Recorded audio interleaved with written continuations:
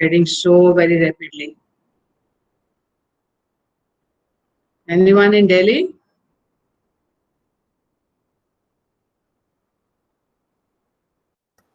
Yes, Yes, ma'am. ma'am. Where all we are from? Abohar, Punjab, ma'am. Punjab.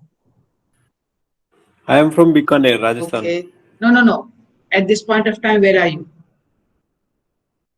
In Delhi, ma'am. So who is outside Delhi? From where all are we joining here? Ma'am, I'm joining in from Mata Tila Dam. It's near Jhansi in UP. Okay. Mussoorie Uttarakhand. Patna, Mussoorie. Oh, another one from Angul, Odisha. I'm also from Odisha, Cuttack. And others, where are you from? At this point of time? Pranshu, Satyam, Vicky, Shivangi. Panipat, Haryana. I'm Delhi. Okay. Delhi. I'm Delhi. Okay. Rishabh Mitawa, UP. and Tumdak. Ma'am, Arunachal. So why are you so shy? Why not telling out? It's so good to see the whole of India gathered here on this platform. Okay. So do we have any question left over? Otherwise, we can start on a new area. Till now, we have been talking about offences against body. Now we are moving on to offences against property. Can anyone tell what is property?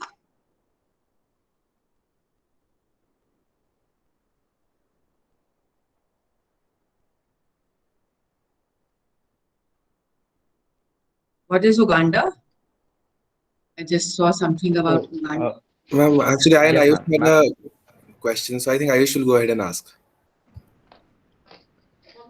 Uganda Ma'am, it was question. There's a regarding. okay. Yes, ma'am. Ma'am, it was a question regarding the extraterritorial application. So, ma'am, in the illustration, it's written that in case a man commits a crime in Uganda, and it's an Indian citizen, and then he can be tried in India. Ma'am, but our question was that say there is an Indian citizen who's living in Uganda, and a crime is committed on him in Uganda. Say his house is broken into and things are stolen. Now, can we try the Ugandan citizen under the IPC of under the extraterritorial application of the IPC? No. Okay, ma'am. Look at your initial sections, no? Yes, ma'am. And it says extension of the code to extraterritorial offences, section 4. Yes, The provisions of this code apply also to any offence committed by any citizen of India in any place without and beyond India. Okay. Second one, any person on any ship or aircraft registered in India, wherever it may be. Third, any person in any place without and beyond India committing offence targeting a computer resource located in India. That's the only circumstances in which it will have extraterritorial offences. Okay. Ma'am, one thing. So in the Italian Marines case, the Marines did not enter the Indian territorial waters. They were in the international waters and they shot the fishermen who were in Indian territorial waters. So, ma'am, in this case, what jurisdiction was claimed? Because the issue of jurisdiction was there for a long time. So, ma'am, how can we say that they would be covered under IPC? They were arrested because of this only, that they were attacking the Indian. And also, I think that they were not in territorial, but there are this contiguous zone also, I think. I forget now the all terminology of the international law. And their objection, it was what? That they were under the genuine mistake of thinking that these are terrorists. Or they were being attacked. So their plea was very different. They were saying that we were not intending to kill ordinary citizens and all. The jurisdiction question, I don't remember very clearly what the because now the matter has been settled and have been the Indian courts have been given jurisdiction, but the parties have already been sent. I think that's what happened in the Supreme Court ultimately. Because this was not extraterritorial offense. No? This was on the territory of India. You may be standing outside, but because if I'll take a parallel from clause 3, which says when the computer resource is located, if they are attacking from outside even a computer resource, you attack a person on the Indian territory, how can we say that you have not committed that offense? Ma'am, so in this case, so for example, when these people were caught, they were brought into the Indian coast and then they were tried. So ma'am, Yeah. the contention that I was talking about was that they raised this contention that they were forced to come from the international waters into Indian territory, and that is why it was an issue from what I have read about it. No, So, because ma'am, yes, ma'am. because there was also this issue that when they were brought to Indian territory, you cannot, can you commit, if suppose our ship was on the high seas Yes, ma'am. and they attack our ship, we will bring them to India to prosecute. That is how, because they're saying any person on any ship or aircraft registered in India, wherever it may be. So it may be a foreigner on any ship which is registered in India. So it is not that where the location is, where is the offense being committed. The offense is being committed on the persons who are in our territory. Yes, ma'am. Yeah, I need to. I think we need to go back to the because this matter was before the ITLAWs, and we need to find out what was their decision in that matter. Yes, ma'am. Ma'am, I did read up a little about it, and it was finally the compensation has been done, given, and after the compensation will be given, they'll be allowed to go back. But They've already gone yes, back. ma'am, I Already understood gone that. back because Yes, one ma'am, was they did it for that the he was not well or something, and the Supreme Court agreed to Yes. that. That's how this Yes. whole thing was at that point of time. Yes, ma'am. Yeah, Okay, so ma'am, we are. understood. Okay, let's look at 370. No, 378. Yeah. Anyone who wants to read? Oh, yeah. First, I was asking the question. Tell me, anyone who knows what is property?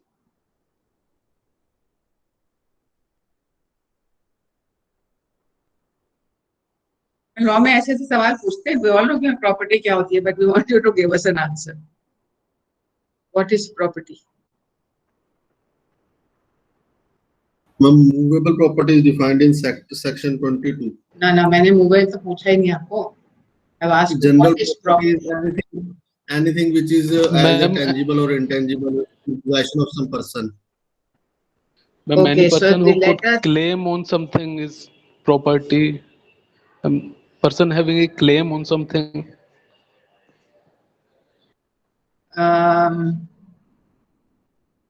So the birds flying, free birds, are they property? No. No, ma'am. I think they're the property of the state within whose territory they're flying. वो क्या No, passport ma'am. लेके इधर उधर जाते हैं एक country से दूसरे में? No, ma'am. फिर so it is not that everything which is tangible is property. So you were right when you said that it is of some value to someone. So if your letter written by your mother to you, is that property?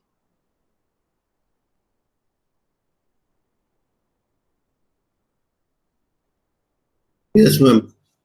And why is it property? Ma'am, because it has some value for me. As It is not. It is property is determined not only by reference to the financial value in the market, but it may be an emotional value to a person. So that's also property. So again, how many kinds of properties? I've heard the words intangible, tangible. Any other classification are we aware of? Movable, immovable. Okay. So you said there was a definition of which property? Movable property, ma'am, in section 20. What are the examples of immovable property? Immovable, like house and plot, Land. farms. Which section number was that? 22. 22. 22. Let's read 22. and understand that section. This whole going to be about property. So first of all, we need to know what is the subject matter of theft. This is movable property. So 22, please read. The words movable property are intended to include corporeal property of every description except land and things attached to the earth or permanently fastened to anything which is attached to the earth. Okay, so first we understand except land. So land is not movable property. Look at this one is couched into a negative category. They have excluded 3 categories of property, tangible properties, from the scope of movable property. Everything else which is not these 3 is movable. That's how they're defined. So they're not told us what is movable. They've said if this is not these 3, then it is movable. So one is land. So what about the lake? Is that movable property or immovable property? Immovable property, anything which is attached to the land. It is written here also. Things attached Immovable, to ma'am. No, but is the lake, the water attached to the earth? It is not attached, it's just collecting there, it's not attached. What will be an example of attached? Things attached to earth? trees or home or trees, what are roots? But water का तो ऐसा कोई cut थोड़ी है.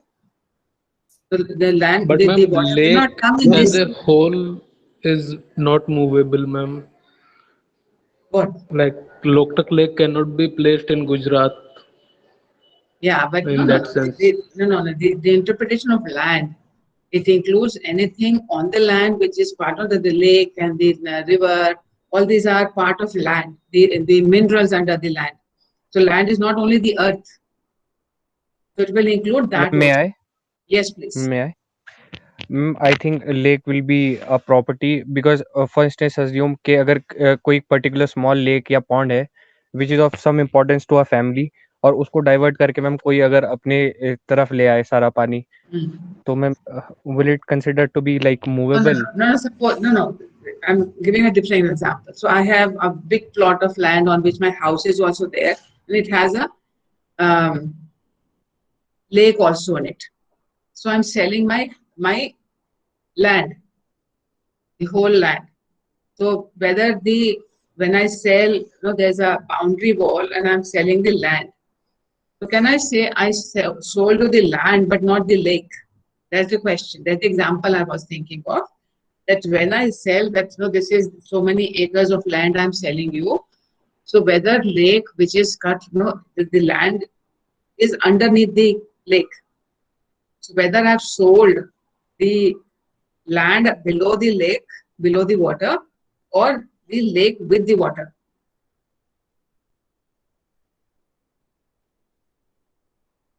Ma'am, can we say that sorry. Yes, Avish. Yes, ma'am. Ma'am, I was saying, can we say that the water that has the water is not the property here. The lake is actually the collection of the water, and the collection of the water is taking place in a particular part of earth. So when we talk about permanently fastened to anything which is attached to the earth, when we're talking about the lake, we're actually talking about that geographical piece of land, and no water in lake. No, so can I say that, okay, I'm selling you this land and therefore I'll take away all the water? Because I've sold you land, but not the water on the lake. No, ma'am. Ma'am, because therefore, because the interpretation of land is, suppose I sell the land, and then later on it is found that there were mines, gold mines under my land. Then मैंने तो आपको top भेजा था. I've not sold you anything beneath the land. We can't say that. No? So therefore land, then can I say I've sold you the land, but I can make a house 5 feet above your ground. And still, this property के मेरे दोनों side में property है. So I'll make stills on my property and I'll build a house on top of that. मैंने air थोड़ी बेची है आपको, land बेचा है. नहीं कह सकते ना. So when you are talking about land, it is actually the space above and everything below also, which I said, when you say land, it is not only the surface of the land, of the earth. It is the whole space up to the skies. वो सब मैंने बेच दिया when I am transferring that land. So I cannot say that I have sold you this much of height of the land or only 1 inch of the land. But I have chose, so land, and these are not things, the space above the land is not attached, but it is also part of the land itself. And of course, that's a generic question. I'm talking about property, not in relation to theft. I'm just talking about the concept of land. So when we send land, we sell actually the space above the land as well as anything beneath the land also. Common language of land is जो surface है, जो on the top of the earth है.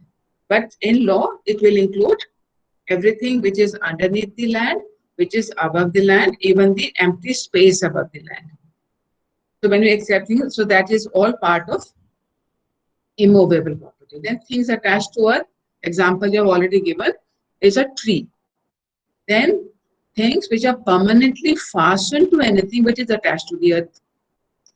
So tree is one example. When they are growing, look at the walls in your house. Are these things attached to the earth?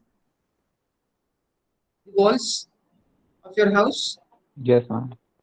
So they are also part of immovable property. Then on the walls, we have what all is attached to the walls. Look around your house, around your room. What all is attached to the walls?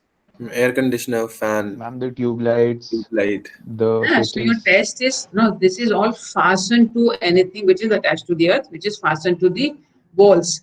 But is it permanently fastened? Is your air conditioner permanently fastened? No, No, ma'am.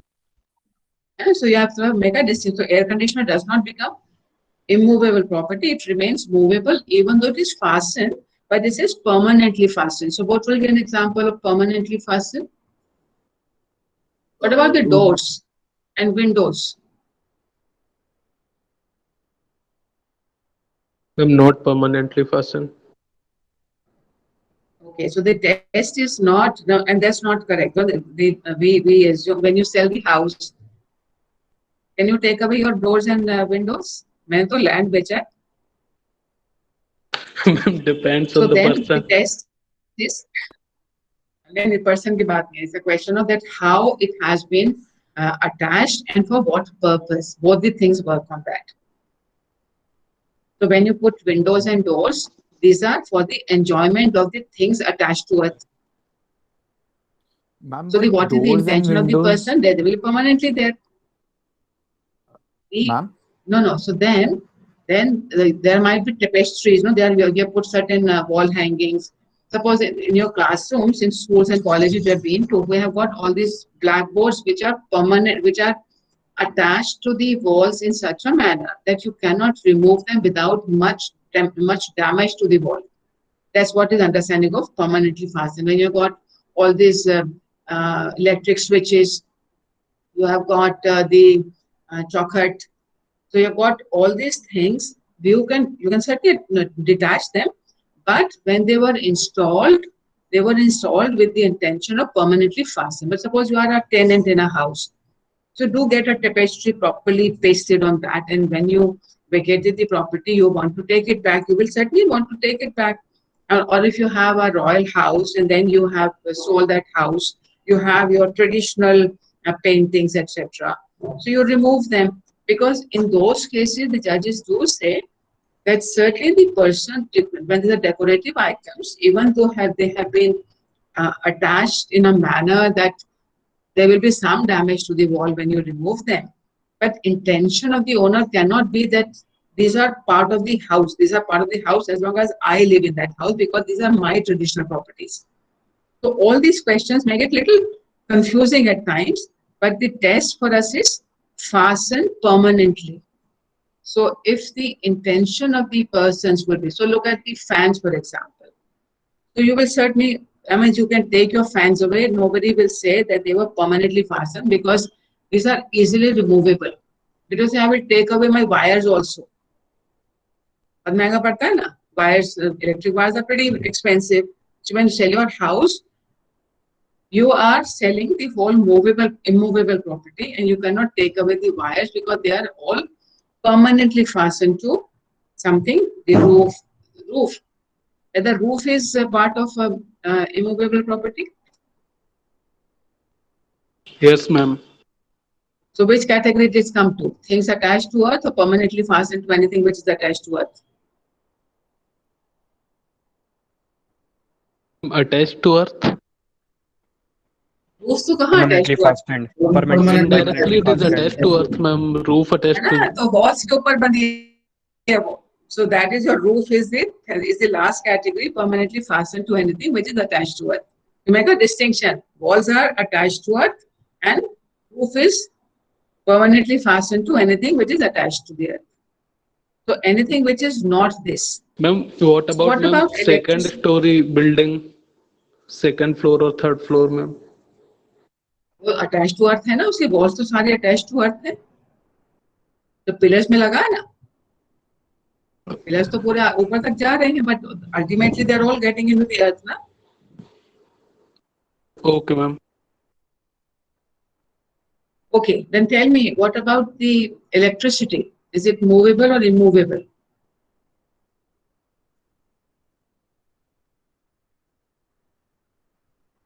Electricity is different from the electric wires. Movable, What about ma'am. electricity? Ma'am, electricity by its Not very movable. nature is movable. Why it is movable? Ma'am, if charge will not Flow of move, electrons. electricity will not be generated. No. Well, the words movable property are intended to include corporeal property. Is it electricity को देख सकते हो? Corporeal. No, ma'am. No, ma'am, not tangible. So Ma'am, but intangible. how can there be theft of electricity then? Precisely. There is a legislation, electricity का जो separate है, that says electricity theft. So it is because of that, not because of this definition here. So electricity is calling it a category of exception, that even though it is intangible property, still it is referred to as theft of electricity because of the legislation, a separate special legislation dealing with that and declaring it as a theft. If you do not pay your bills, etc., no, your meters are not showing the consumption of electricity and the amount of electricity used, etc. So there might be exceptions created by legislations themselves to define something which is actually incorporeal property and can still be treated as a subject matter of theft. But under IPC, there can be no theft of electricity. It has a special legislation under which theft of electricity will be taken care of, not under 378. So, okay, let's come back to 378. So, first of all, what is the first ingredient of 378? Who are the offenders? Who may be the offenders?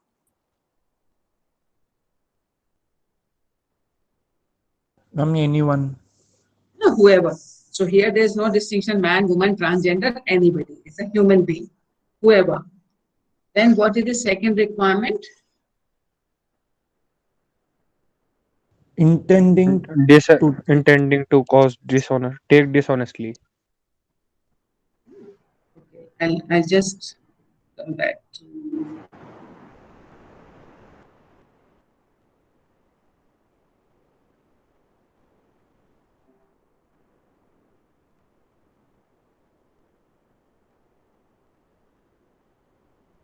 I put the ingredients here because I would want you to do it the same kind of a breakup for the other section we're going to look at. So first of all, whoever is saying, doesn't matter it's a man, woman or transgender, this is one of those categories when it says, I know you're a human being, and in this case, we're including everybody as a human being.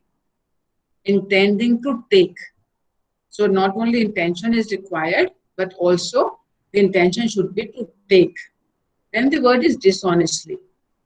Do we have a definition of dishonestly? What do you mean? What do you ordinarily understand by dishonestly? With an You will intention say- that's not. With wrong intentions, ma'am. What do you mean by wrong intention?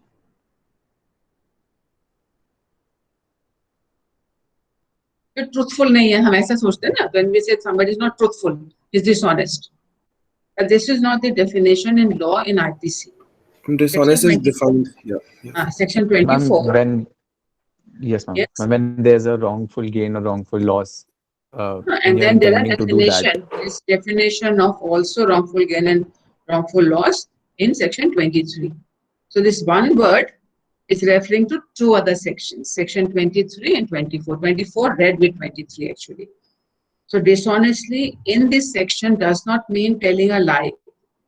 Dishonestly here means whoever does anything with the intention of causing wrongful gain to one person, or it is not that both should happen, it should be one of the two. Wrongful gain to one person or wrongful loss to another person is said to do that thing dishonestly. Now, what is wrongful gain or wrongful loss? We go to 23. Wrongful gain is gain by unlawful means of property to which the person gained is not legally entitled. Wrongful loss is the loss by unlawful means of property to which the person loses it is legally entitled. So either one of the two. One is gaining or one is losing. Does not mean that there must be loss on one side and gain on the other side. It's one of the two. Gaining wrongfully, losing wrongfully. A person is said to gain wrongfully when such person retains wrongfully. Now look at the words retained, as well as when such person wrongfully acquires. So retain means it was already with me and I have now kept it when I should not be keeping it anymore. Acquires, it was not in my possession but I have acquired. A person is said to lose wrongfully when such person is wrongfully kept out of any property, as well as when such person is wrongfully deprived of property. Now let's think of some examples. There was a dispute between A and B. There's no dispute about this, that A owes money to B, 5,000 or let's say 20,000 rupees A owes to B. And he was supposed to have paid it 2 months back, but despite reminders from B, A is not paying. So then the self-styled Neta of the locality intervened and we approached this Neta, that no, please help me. So Neta came on the scene and told A to pay 20,000 rupees. A said, I don't have the money. He said, okay, now give your cow to B, which is worth 20,000 rupees. So he forcibly makes A to part with the cow and give it to B as a settlement of the dispute they have. Whether A has been wrongfully deprived, whether A has suffered wrongful loss, whether B has gained wrongfully. What do you think? Ma'am, there is a wrongful loss and wrongful gain. Why? Ma'am, because it was never agreed that if you'll not be able to pay, then you'll have to give the cow or anything.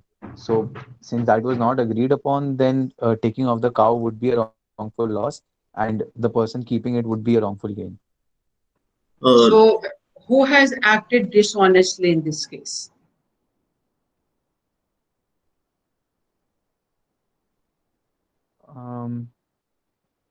Ma'am, B or the Neta. Neta and the person who has gainfully kept it. Who gainfully, yes, ma'am, who's gainfully kept it. They make them wrongful means which provided wrongful loss to A. So what is the wrongful means in this case? Ma'am, like unlawful means that is not like prefixed. If he didn't give money, they must take the cow. It is not prefixed. One is that there was no such agreement. Secondly, they have never. From where does the self-styled Neta got the power? He's not a judge. He's not a mediator appointed by both the parties.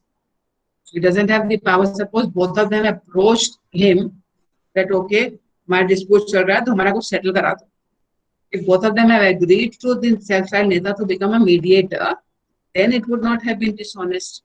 But A was never consulted. It was B who approached the Neta, pleaded with him, and he came on his behalf. So even if objectively speaking, it may seem like that, okay, no, just हो गया, 2 महीने हो गए, उसको भी तो पैसा चाहिए वापस. So self-styled Neta in that sense was not acting in our ordinary language. He was not dishonest. He was only trying to settle the dispute. Court जाएंगे, खर्चा होएगा. He was very goodwill. He had all the intention to ensure, and he was not denying that I don't owe the property. So at the social level, one may think, one may feel like saying that the Neta was not acting dishonestly. वो तो बहुत honestly settle करा था dispute. It was a worth also. The cow was also worth 20,000. So there's no dispute about the worth of the cow. There's no dispute about that A did owe the money. There's no dispute about that he had it has been overdue already. So all these facts are decided. So the social parlance, it may seem that actually the Neta was trying to settle the dispute and not acting dishonestly. But if you apply the language of the dishonestly, it fits very well. He had no power to settle this dispute because he was not appointed as the mediator. The law has not given him any power to settle that dispute. So therefore, his act was wrongful. And it says by unlawful means. A person is wrongful gain by unlawful means of property to which the person gaining is not legally entitled. So what is the mean he has employed? B, to get the property. He has employed the self-styled Neta, brought him into in between. So that's unlawful. You cannot get a strong man to say now settle my dispute. So therefore, in the social context usage of dishonesty, in the general English language context of use of dishonesty, this incident will not seem like the appropriate word is not dishonest. But in law, this is the most appropriate word to say this was a dishonest transaction. It is not the person's belief that I am honestly trying to help the party. In this one, the only thing required is that he has done it knowingly that this was wrongful means and I am causing loss and gain. So one may want to argue that where is the wrongful loss? You owed him the money and now you can't pay the money. So pay something, you have to settle it. So, but that's not, you're all right when all of you said that this is an example of wrongful gain and wrongful loss on both the sides, and this person has acted dishonestly. So will he be liable for theft? So let's look at this section further. So here certainly acted dishonestly, but has he acted with the intention to take movable property? Our answer is no. So therefore, he may have committed some other offense, but he has not committed the offense of theft. Each one of these ingredients needs to be satisfied in order to impose liability for theft. So the first one is intention should be to take the movable property dishonestly. So if I open the door of a stable where horses are kept, and by opening the bolt of that door of the stable, all the horses ran away to jungle. So horses are movable property.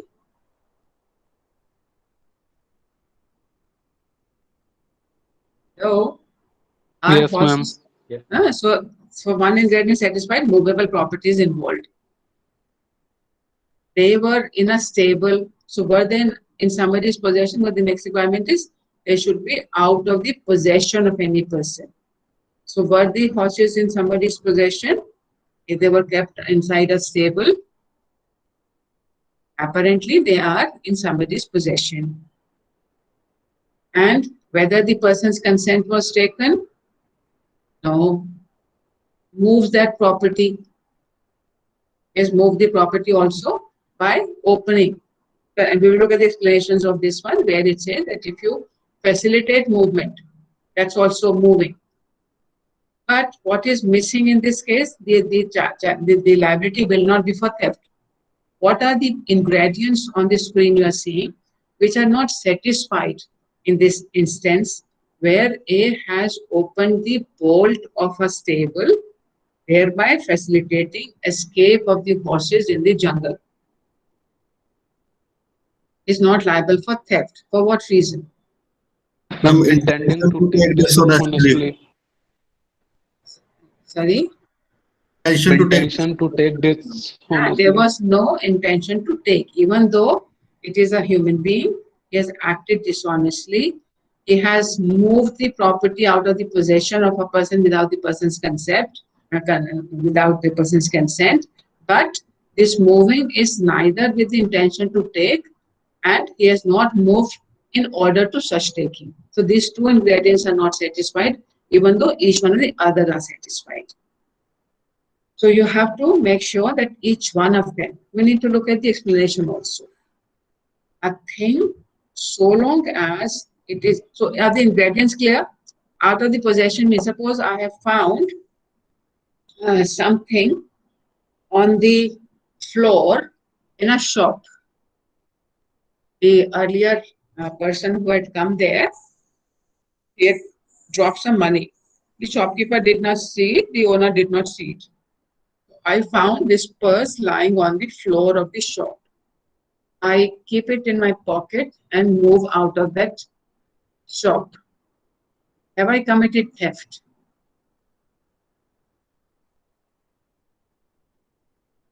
No, ma'am, because the property was already out of possession of that person. Yeah, but we're talking about possession, we're not talking about ownership. So it's a tricky one, because here there are theories of possession. Now, whether the dropped purse, which has fallen onto a shop, certainly is not in the possession of the owner, but the constructive possession over that property now is that of the shopkeeper. Whatever is in his shop, it is his. It is in all that property is in his possession. Sometimes you have seen this now, that we might have done it also. That you purchase something, but we are going to the market and it's pretty bulky. So it's like, aap rakh lo, hum wapas mein le jayenge. So the possession is with the owner, even though ownership is with you. You already paid for that property. So somebody walks into the shop and cannot take that property because that property is in possession. So this is simpler, because the owner knows, the shopkeeper knows that this property exists here. In case of the dropped purse, he does not know. So the same thing when we said something, how many of you know how much money is in your purse? Exact money to the coin. Most of us would not know. So merely because I do not know how much money is in my purse does not mean it is not in my possession. तो अगर आपसे पूछा जाए how much money you have, तो मेरे पास 500 rupees है. तो आपके पास 510 निकले. So can I take those 10 rupees because you did not know? So possession is a very tricky one. So when we say out of possession, so this person who walks away with the dropped purse commits theft, even though the owner, not the owner, the shopkeeper at this point of time did not know that this purse was there. You find the same purse, not in the shopkeeper's, not in the shop, but on the road. You find a purse on the road, you pick up that purse and you move away with that purse. Have you committed theft? No, ma'am. No. Why? If that purse can be called in the possession of the state, then it is a theft. Say it again. And if that purse can be called is in the possession of a state, then it can be called theft. No. The property which is found, movable property found on the roads is not in possession of the state.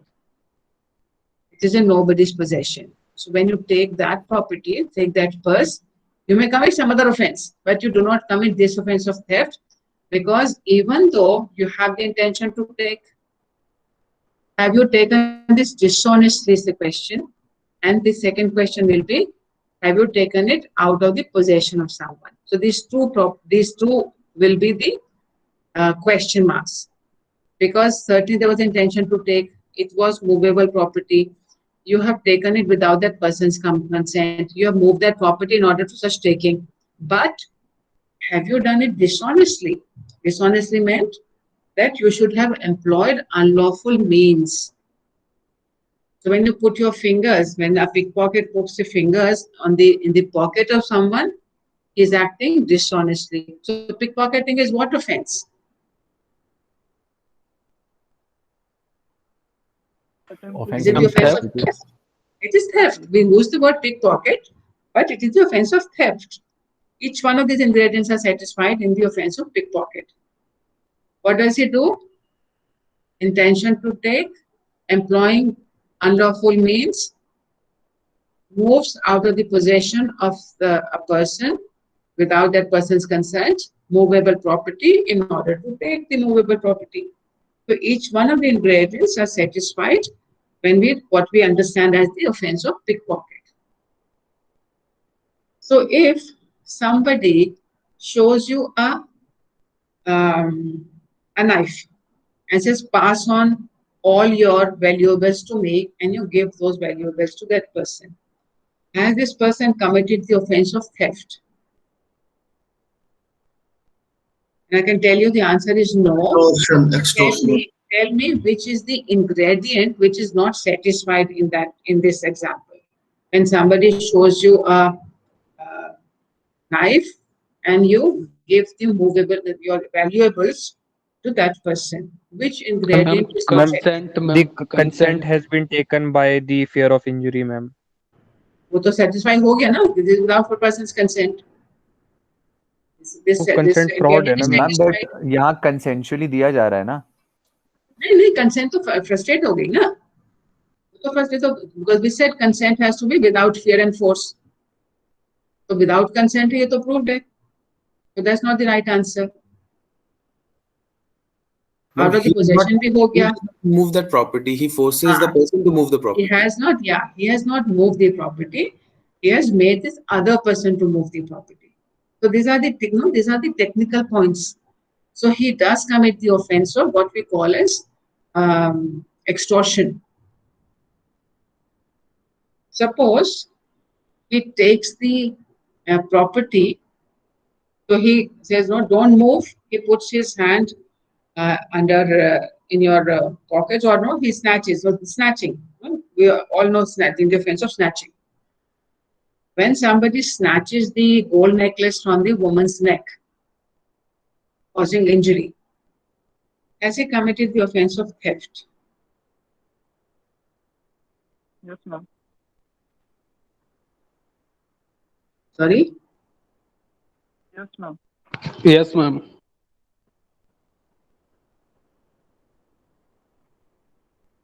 Without that person consents, move that property. It will seem like, but when you look at the offense of robbery, look at this one. In robbery, there is either theft or extortion. There's a slight difference. So extortion, we know, you make somebody to part with your property. We'll look at that. We'll come back to again. But here says theft is robbery. So yes, it will be theft, but it will be a higher form of theft, which is called robbery. If in order to the committing of theft, or in committing the theft, or in carrying away or attempting to carry away property obtained by theft, the offender for that end voluntarily causes or attempts to cause to any person death or hurt or wrongful restraint or fear of instant death or of instant hurt or of instant wrongful restraint. So in this case, he has voluntarily caused hurt. When he snatches something, the throat also gets cut. The skin on the throat gets cut. So then this kind of theft becomes robbery. We'll return to it. I just wanted to make a distinction that if a force is used in commission of theft, it may become the second offense. So in all cases, there may be, in all cases of robbery, it may be theft. So yes, you're right, it is theft, but actually the more appropriate will be the offense of robbery because violence has been used in that commission. Returning back to the offense of theft, we need to look at the explanations. So ingredients clear? We need to understand what is the meaning of moves and what is out of the possession. So suppose your a person working in your house help, moves your gold necklace or a gold ring, which was kept in your on your table. You forgot. You have taken the ring off your finger last night. Next morning, you forgot to pick it up. So the house help picked up that ring and hid it in your almirah.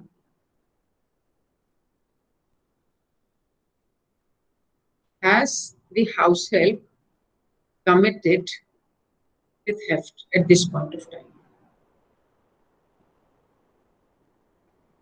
No, ma'am. Yes, ma'am.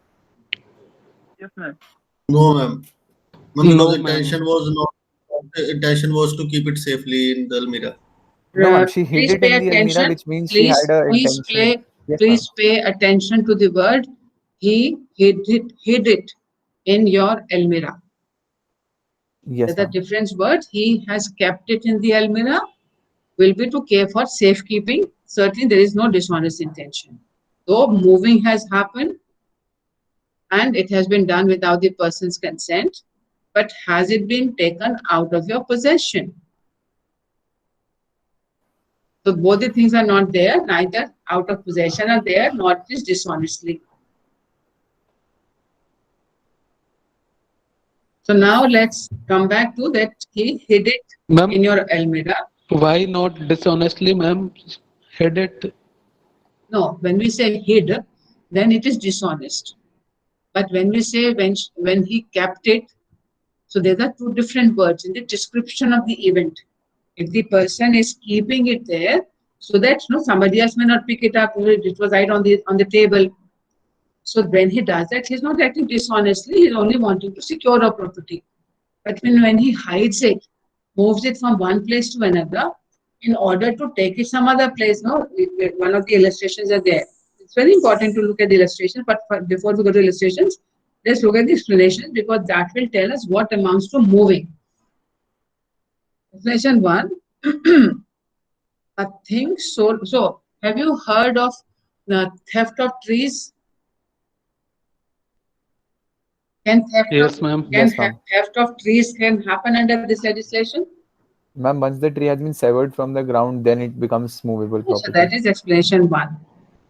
A thing, so long as it is attached to the earth, not being a movable property, is not the subject of theft. So as long as the tree is standing, it is not theft. But it becomes capable of being the subject of theft as soon as it is severed from the earth. In your Transfer of Property Act, there is a different definition of movable and immovable property. So you will find out that for different legislations, the definition may vary. So in this legislation, we have a very clear exclusion of 3 clauses only, and everything else is movable. So anything which is attached to earth. So trees, a distinction has been made for, and I think in Transfer of Property Act, between trees and standing timber. Standing timber is a tree which has become mature, is no more growing, and it has become just wood. So, but it is still attached to the earth. For the purpose of Transfer of Property Act, it is considered as a movable property. But for our purpose, it will not be. As long as it is still standing timber. Again, another example is grass. Is grass movable property or immovable property? Ma'am, again, after cutting, it would become movable property. But for transfer of property, you can sell grass, which would mean that actually whatever, if it is whatever is the inches of grasses you're selling, even though it continues to be attached, but you can still cut it, it's not considered as immovable. So certainly what I'm saying is that for our purposes, as long as whether it is grass, whether it is trees, whether it is standing timber, all that is immovable property. But it becomes movable property the moment it is cut.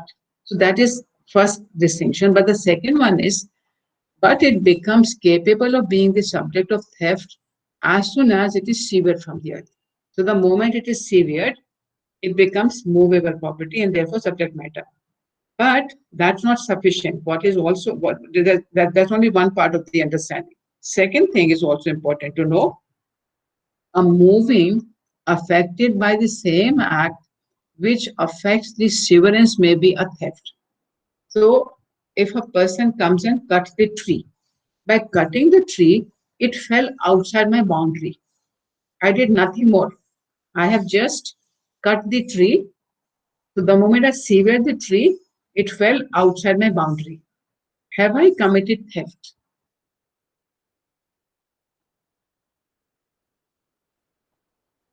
Yes, ma'am. No, ma'am. My intention was not. No, we are assuming intention there. We are only on the question of moving.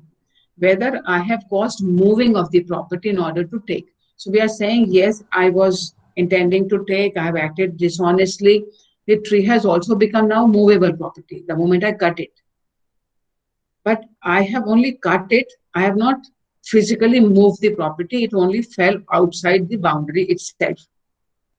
Have I caused moving? Explanation 2 says, Yes, yeah, ma'am. explanation 2 comes into operation in this instance, where it says a moving affected by the same act which affects the severance. So the tree was standing like this, it has moved to now lying position.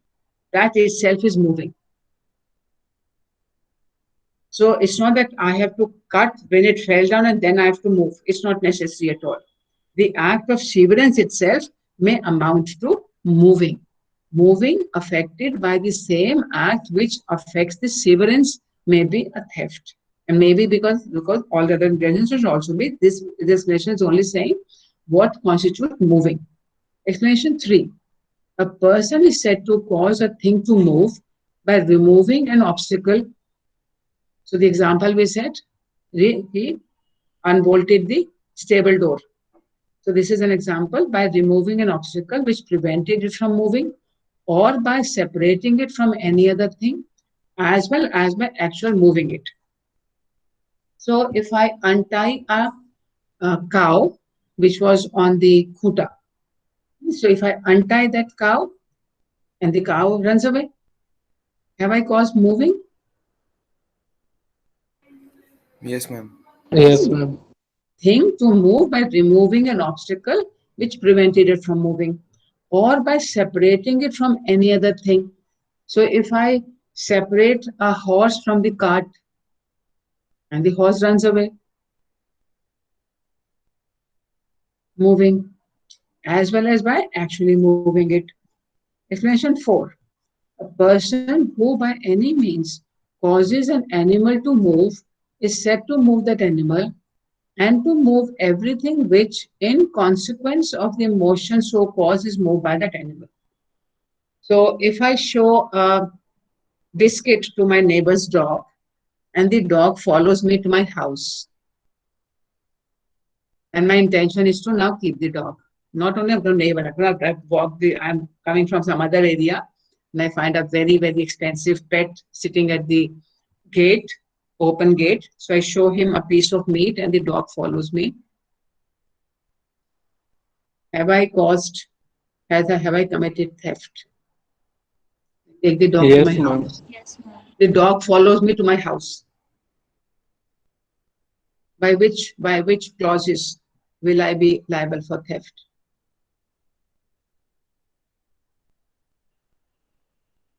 Can I say I did not move the dog came on its own? Ma'am, but we had the intention to take him, right? By feeding Yeah, him. but I have the intention to take, all right, but the ingredient is I should be moving We the cause that dog. animal to move. Yeah, the animal Dishonestly, moved ma'am. himself. Who Dishonestly, by ma'am. any means I have used the means of the biscuit to make the animal move. Otherwise, the dog would not have followed me. So I have used a means. So I'm not physically moving the dog, but I have used a means which is causing the animal to move. So then there was a gold filled cart. I took away the horse. The cart followed me. So have I committed theft of only the horse or the gold laden in that cart also? For the gold also, ma'am. Ma'am, both. Because last partner, in consequence, I move anything which in consequence of the motion so caused is moved by that animal.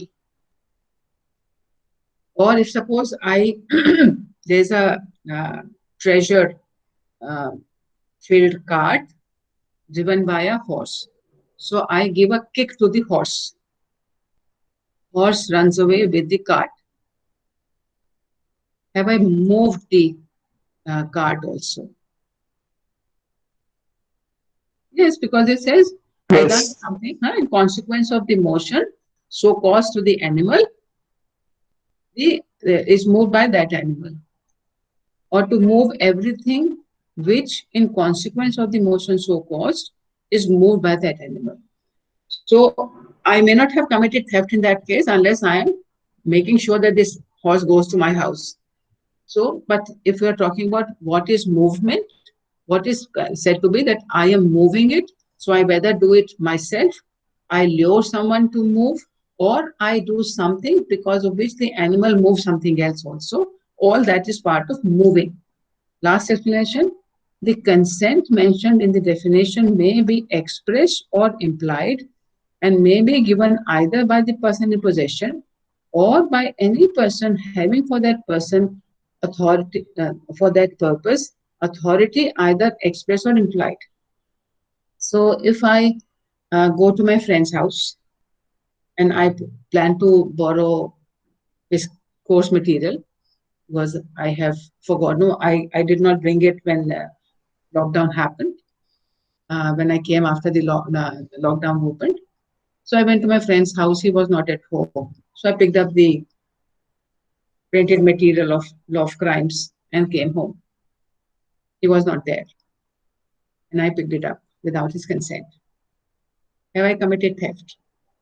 No, ma'am. That is like an implied consent when both of them are friends. So yeah, so you've gone to pick up that criminal law material. You know, in addition to the criminal law material, there was also very, very attractive showpiece in his room. You picked up that also. Have you committed theft? Yes, ma'am. But yes, And his depending on consent does whether, not extend to that. yeah, no, it's a very beautiful, but we do not know whether it is expensive or not, but it's a very beautiful showpiece. You pick that up. There cannot be no Ma'am, implied consent. There might be implied consent in the first case, but one cannot assume. You can prove it that no, we have been exchanging gifts, etc. So there was. So if you can show that, the point we are making here is that if in the circumstances we can show that there was an implied consent of the person who was in possession, even though he may not be there at this point of time to say, "Ha, le jao," it may be consent. But if it is in the circumstances which are not expected to be, you go to somebody's house, usko pucho, mera dost, main uska falan ka dost hu, and the mother says, "Sorry, we do not know you. You still want to take something away. You are, nobody knows you in that house. It will be theft."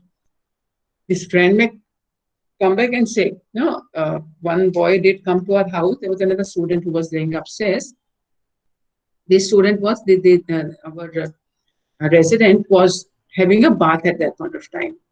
We went to the room. This other student who came in picked up his laptop and went away. Certainly, this person does not know what happened to my laptop. Theft. There's no consent that you can take away the laptop of a fellow student without his knowledge and consent. So certainly, merely because he was a class fellow does not mean that there was an implied consent for him to move away the computer without even informing him. We certainly find a complaint of theft. So this implied or express consent has been clarified that if, suppose, your mother gave away your old shirt to the beggar who came to the house, can she be held liable for theft? It was your shirt which you had bought with your own fellowship amount. No, ma'am, Ma'am, it is not dishonestly because she has no dishonest intent. Intent is very important in the case of theft. Whether the dishonesty will be why it is not dishonest? Why it is not Ma'am, because she dishonest? did not want to cause us any wrongful loss. She just wanted to, I mean, do away with the shirt. No, She no, did no, not no, no, intend no, to no, no, cause. no, no, no, no, no, no. What is the intention? What is whether she had used any unlawful means is the question. What is the most important ingredient because of which she is not liable for theft? Is it dishonestly or is it implied consent? Implied consent was there. Implied consent. So if we have a very interesting example, we must go through the illustration and then find out. We look at the illustrations and identify which ingredient or which explanation brings the liability or absolves from the liability. Okay, so let's go by one. Please read illustration A.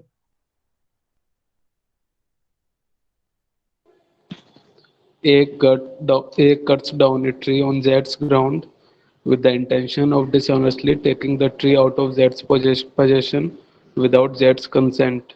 Here, as soon as A has severed the tree in order to take the taking, he has committed the theft. So which ingredients or explanations are attracted here?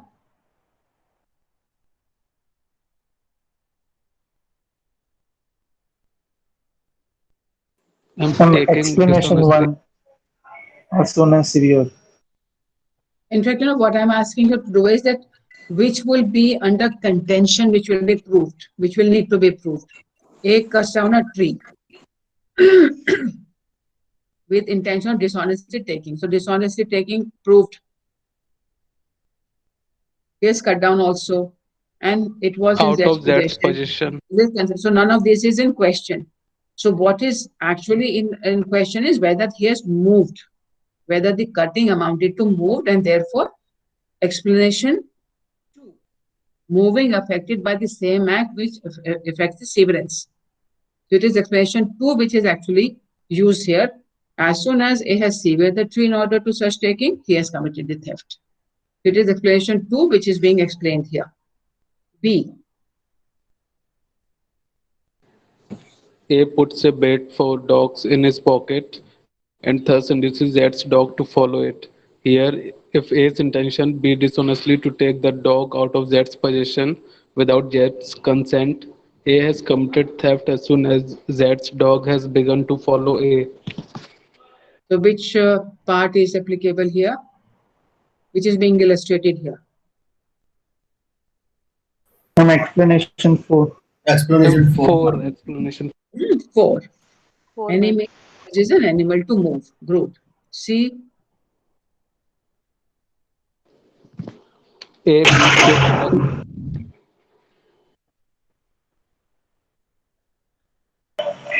meets a bullock carrying a box of treasure. He drives the bullock in a certain direction in order that he may dishonestly take the treasure. As soon as the bullock begins to move, he has committed theft of the treasure. And the same explanation 4 in consequences of the motion. Yeah, the second part of the explanation. Okay. D.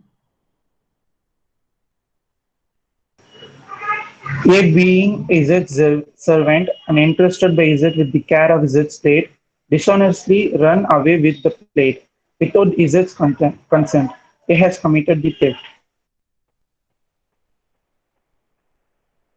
Now, this is a very ticklish example because it actually amounts to breach of trust. We'll skip this. We'll go further. Z going on a journey entrusts his plate to A, the keeper of the warehouse, till Z shall return. A carries the plate to a goldsmith and sells it. Here the plate was not in Z's possession. It could not, therefore, be taken out of Z's possession, and A has not committed theft. So he may have committed criminal breach of trust.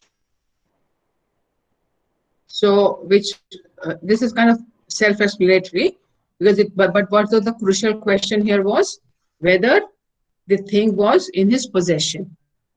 But because he himself has given it to A, therefore the question of out of the possession, this part of the theft offense is not fulfilled.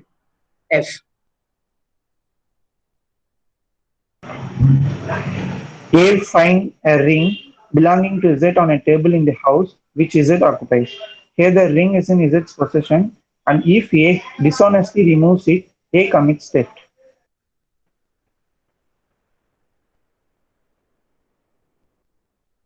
So this is simple. Each one of the ingredients are there, belonging to the table, which Z occupies. Here, ring is in Z's possession merely because he does not have physical possession. Even the thing on the table in his house is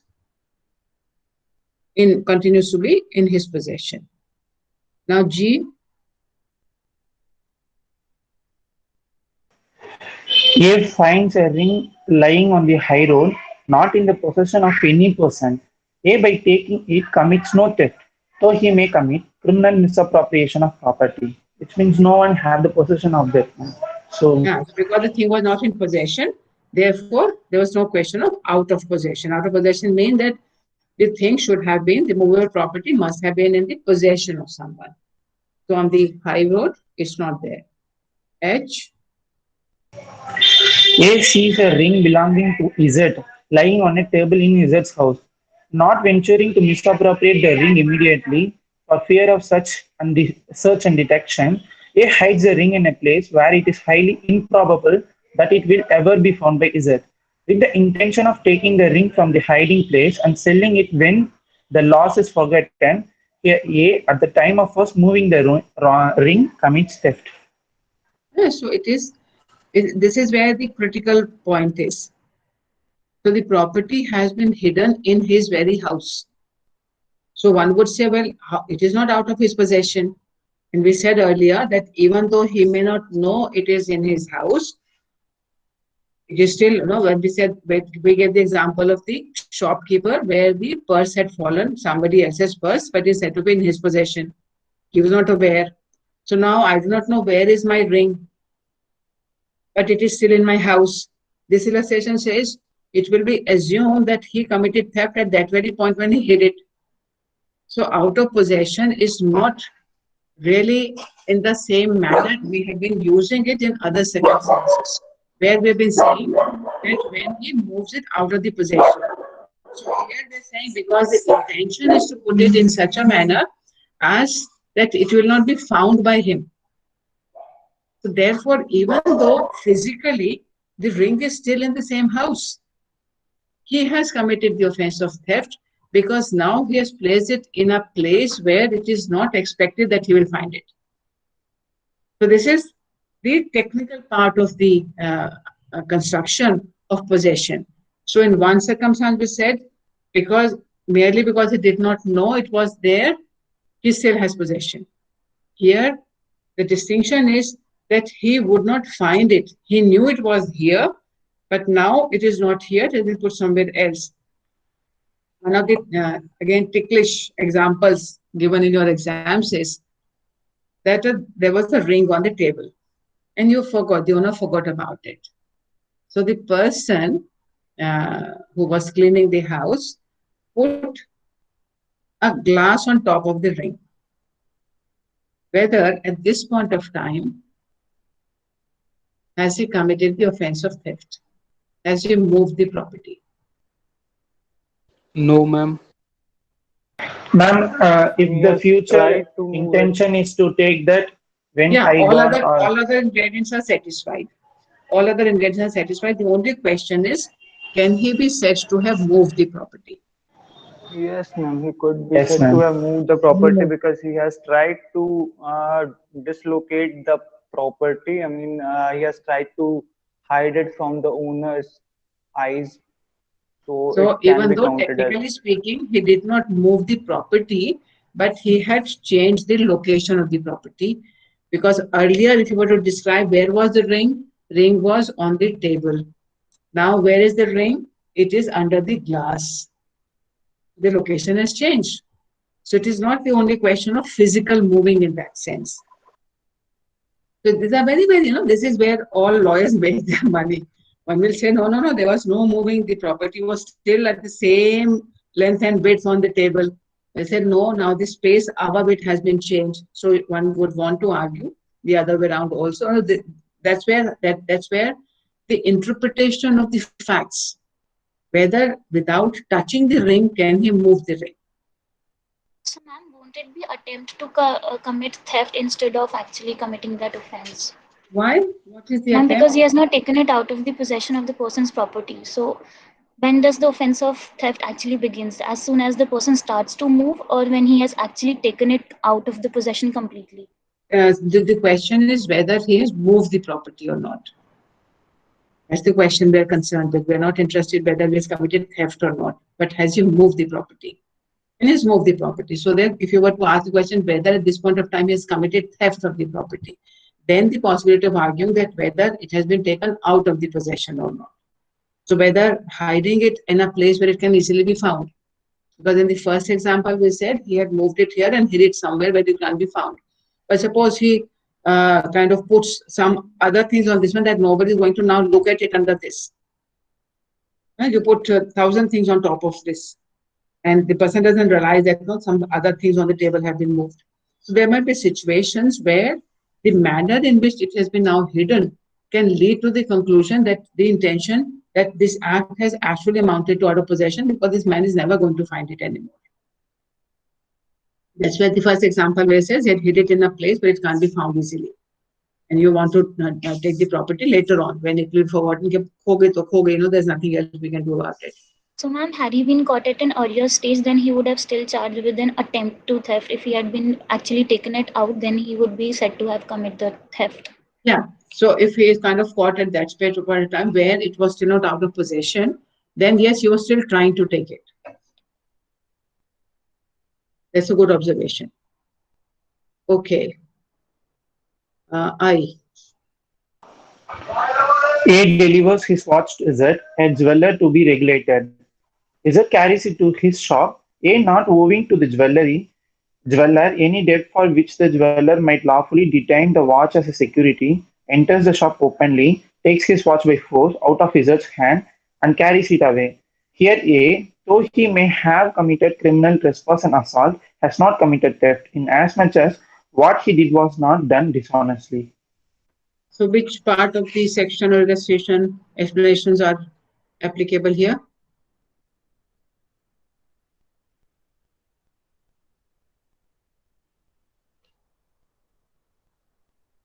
I'm intending to take dishonestly.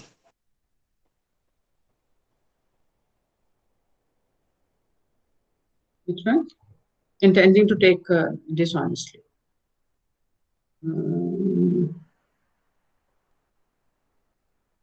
Where was this when we were reading retains or acquires?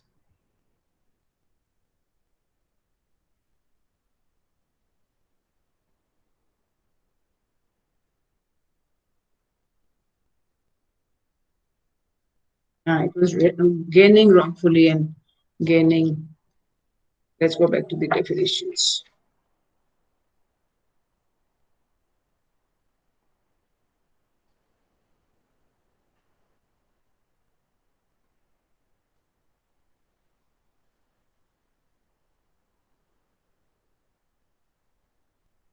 Ma'am, here the question is of out of gaining wrongfully, losing wrongfully. It is a person is said to lose wrongfully when such person is wrongfully kept out of any property, as well as deprived wrongfully. This one, a person is said to wrongfully gain wrongfully when such person retains wrongfully, as well as such person acquires wrongfully. So has he acquired wrongfully?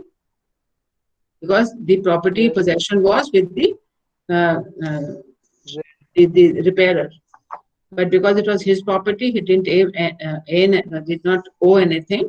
Suppose you have given the property, the watch for repair, and he said, you said now repair is done, and give it back to me. He said the charges are 500 rupees. जैसा कि नहीं तो सिर्फ 100 रुपए का काम था. So झगड़ा हो गया इस बात में. Then you forcibly take your property. And he said, ये रही 100 रुपए and I'm taking it off. Have you committed theft? Yes, ma'am.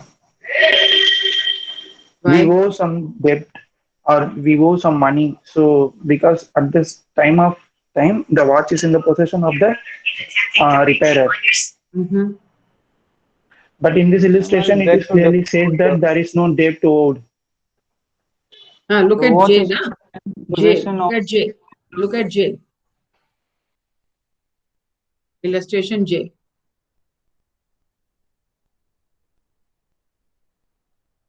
If A owes money to Z for repairing the watch, and if Z retains the watch lawfully as a security for the debt, and A takes the watch out of Z's possession with the intention of depriving Z of the property as a security for his debt, he commits theft inasmuch as he takes dishonestly. So which part is satisfied from the definition? He acquires wrongfully, even though it is his own property, it is his own watch.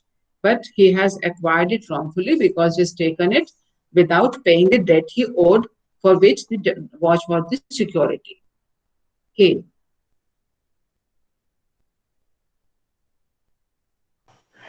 Again, if A having pawned his watch to Z, taking it out of Z's possession without Z's consent, not having paid what he borrowed on the watch, he commits theft.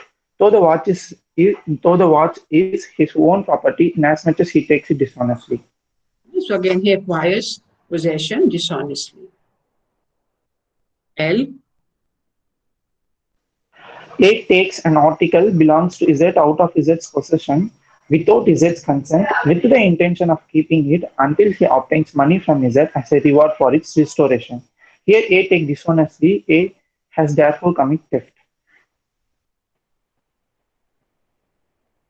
So which ingredients are attracted in this one?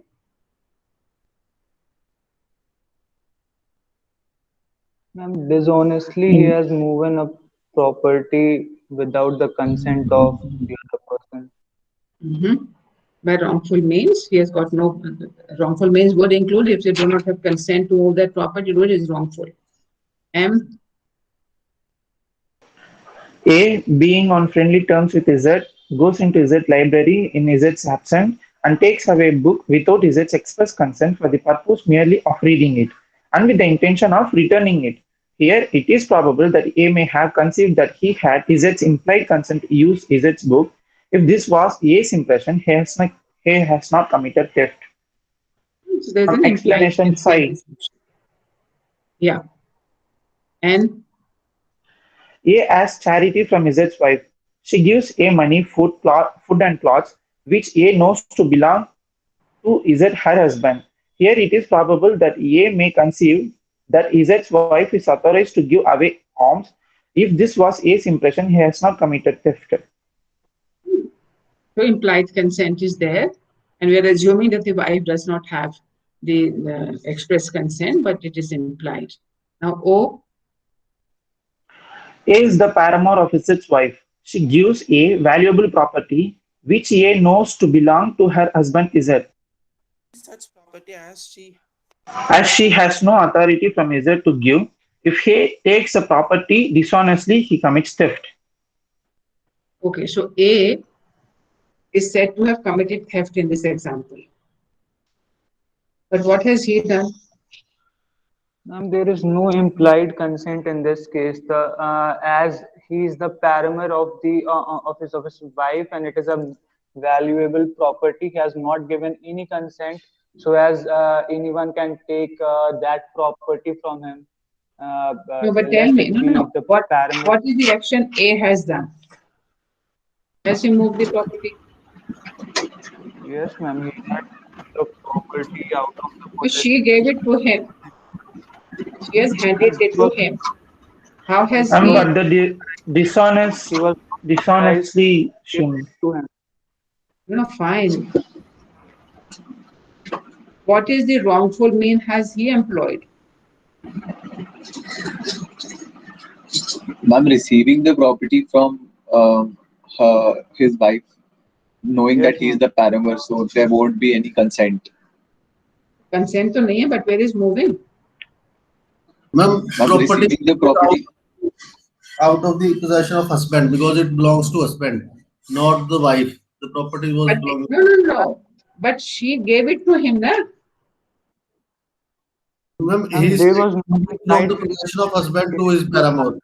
Implied that you can. No, whether the wife has committed theft or A has committed theft. Ma'am, the wife has. A. Ma'am, considering that the possession would be with both the husband and wife of a common property, I feel that A, because he has received the property, and that is in a way, I mean, taking from the possession. That too, When knowing he that knows he that there was was no not consent. authorized to take it and she was not authorized to give it. He knew it. For me, I find it a little difficult, but this is something which has been raised every year. That why would A be liable? So therefore, even when the property is in the hands of the wife is to be only possessing it on behalf of the husband. And as both the wife and the parabar know that this is not something wife could have given, so when it takes it from the wife itself, that is the act of moving. Last one, B. A, in good faith, believing property belonging to Izzat to be A's own property, takes that property out of B's possession. Here, as A does not take it dishonestly, he does not commit theft. Yes, so certainly the ingredient which is talking about dishonestly, that I'm employing unlawful means, and if I know that I genuinely believe, it's again a subjective knowledge that we're talking about. In good faith, after having taken due care, he's still good faith is the definition again. After taking due care, he property belongs to be belonging to Z to be A's own property and takes the property. Okay. So suppose you've gone to a shop and it was raining, you left your umbrella outside. And on your way back, you picked up the umbrella, came home. You realized that it was not your umbrella, it was somebody else's umbrella. Have you committed theft? Ma'am, no, You thought it was your property, therefore there was no intention. there's a mistake of fact. It was a mistake, it was not a dishonesty. Look, in the light of this, we need to look at the first case we have. What is the name of the case? Pyarle Balgava state of Rajasthan. Yeah, so the facts, I'll tell you simply and tell me, is it theft or not? So A is the person working in an office. He's a superintendent, I think. What is he? Who is he? Ma'am, superintendent of a chief engineering office. So he takes a file home. He takes a file home, shows the papers to another person who replaces one document in that file, and the superintendent brings the file back into the office. So has he committed theft? Ma'am, there was a dishonesty. The good was movable. It was taken out of possession by replacing it and without the consent. So it satisfies all the conditions. No, it is the superintendent himself who took the file home. It was with his consent that the other person changed the document. So the property was in superintendent's possession. It remained in his possession. He gave the consent to replace the paper. Why does it still becomes theft? Ma'am, because the file was in the chief engineer's office. So he was the main person who is on the possession of the file. So he has taken the file out of the chief engineer's office, possession of chief engineer's office, and took it to home and replaced documents and kept back. So if you take away any file at home and you come back with that file next day, does it amount to theft? Ma'am, but replacing the documents from that file amounts to theft. So if the same thing had happened at the engineer's house, then it would not be theft?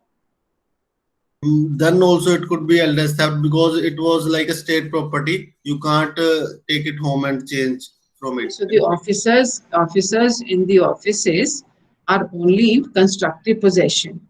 The actual possession remains with the office. So office is the intangible ownership, intangible position. So the property which belongs to the office of the company, etc., remains the property of that company. So if you take home for the work, No, a lot of us take home files from offices. We do not commit theft because we have not any dishonest intention causing unlawful loss or gain. Suppose I am the cashier in a firm. So today lots of cash is there and I need the money tonight for some emergency thing at home. And at night, the ATM is not working. I can't withdraw the money. I need it only for the night and morning. So 9 o'clock, I'll replace that money. So I take 50,000 from the cash in my possession. The keys are with me. I bring those 50,000 at home. Next day morning, 9 o'clock, I take out 50,000 from my ATM machine and I submit it back into the Tijori. Have I committed theft? Ma'am, yes, though he intended to restore it back, there is a temporary dispossession. So whether it is permanent dispossession or temporary does not matter. Theft is complete the moment ingredients of theft are fulfilled. So in Pyarelal Bhargav, what was the contention of the defense? Why did they say I should not be held liable for theft? Ma'am, they said that it was not taken out of the possession because it was interested in him, with him. And also he doesn't take dishonestly. He took it only to show to his friend like Ram Kumar. there was no wrongful loss, basically. Yeah. They said there was no wrongful loss. So whether there was wrongful gain. Yes, ma'am. The gain was for the person, the friend of Pyarelal. Yeah, but that was about the contract. What about we were talking about wrongful loss and gain of property here? So the whether that one paper is replaced, the paper is replaced, what is the loss to the company?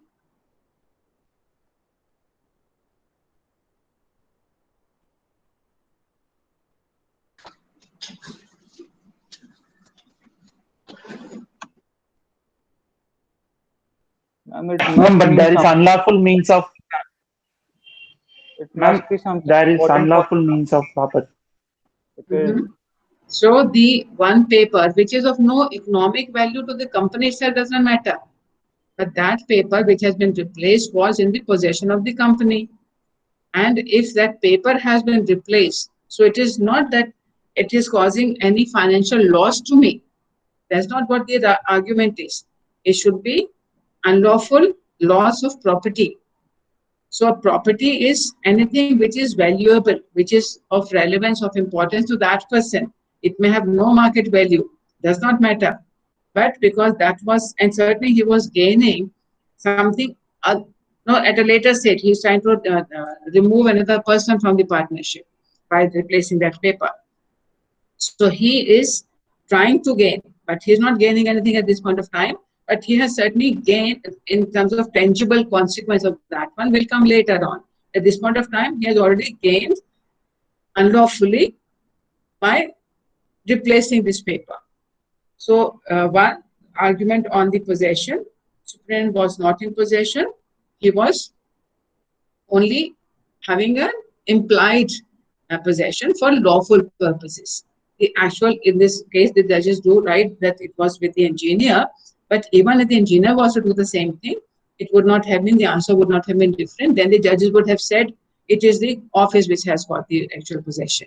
And they are it's only the physical possession which is with them, but they have the possession only for lawful purposes. It was an unlawful means of replacing that paper at somebody's house without the due process required for the purpose. So now we are at 11:07, and I think you all need a break.